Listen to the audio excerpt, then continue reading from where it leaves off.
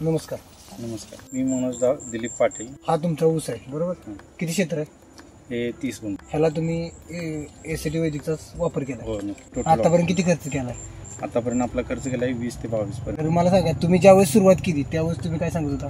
माती पण पांढरी होती आणि त्याचं सेंद्रियकर पण मायनस मध्ये. माती परीक्षण तुम्ही पहिल्यांदा केलं? हो, माती परीक्षण केलं. आणि आपण किती होता माती परीक्षण?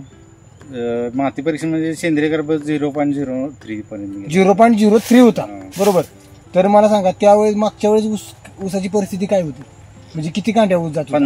15 कांड्याचा ऊस होता. आता 10व्या महिन्यात 15 गेलाय. 18 महिन्यात 15 कांड्या होता पहिला, आणि आता 10व्यातच 15 गेला. 15 कांड्या गेल्या. काय वाटतं तुम्हाला, जर एसीटी वैदिक भेटली नसतं तर तुम्हाला काय परिस्थिती झाली? तर अवघड झालं असतं. म्हणजे उत्पन्नाचा आम्हाला काही सोर्स राहिला नसता एसीटी वैदिक नसतात. उत्पन्नाचा सोर्स आणि होप, सगळ्यात मोठी होप पार्लीनी सोर्स पण वाढलाय उत्पन्नाचा सोर्स पण वाढला बरोबर. आज जर सर बघितलं तर आत्ताच ऊस 15 ते 16 कांड्यावर आहे. किती महिन्यात?